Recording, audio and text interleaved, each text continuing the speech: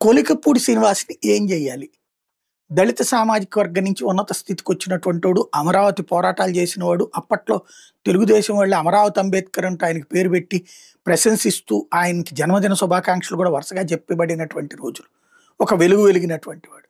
ఆ తర్వాత తిరువూరు టికెట్ తీసుకున్న తర్వాతన తనని వెంటాడి వేధిస్తున్నది చిన్ని వర్గం అయితే, కాపాడాల్సిన తెలుగుదేశం ఇతన్నే పదే పదే దబాయిస్తుంటే చివరికి తిరుగుబాటు చేసుకొచ్చినటువంటి పరిస్థితి.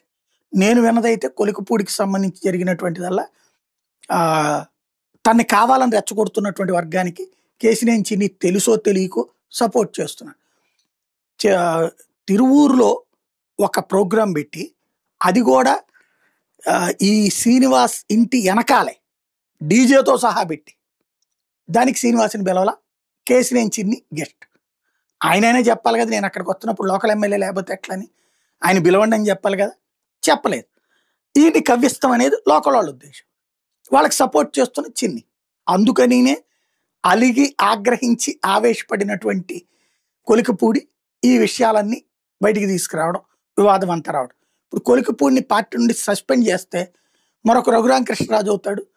అటాకింగ్ వాయిస్తో నా 3.5 ఏళ్ళు ఈ ప్రభుత్వానికి చుక్కలు చూపిస్తాడు. ఎందుకంటే సబ్జెక్ట్ ఉంది అతని దగ్గర, పాయింట్ కన్విన్స్ చేయగలిగినటువంటి టాలెంట్ ఉంది. ప్లస్ బడుగు బలహీన వర్గాల నుంచి వచ్చినటువంటి చిన్ని కోసం ఇతను ఆపారు అంటే కష్టం. ఇంకోటి, ఇతను ఎక్కడ డబ్బులు తిన్నాడు అన్నది వీళ్ళ దాంట్లో కావాలని చిన్ని వర్గం ప్రొజెక్ట్ చేయడం తప్పించి, అతను ఓపెన్గా పట్టి చూపెడుతున్నాడు. ఇప్పుడు డబ్బులు తినేవాడైతే కనుక ఆ మద్యం దగ్గరనో ఇసుక దగ్గరనో అతను తీసుకోవచ్చు, కానీ బయటికి ఎందుకు చూపెడతాడు?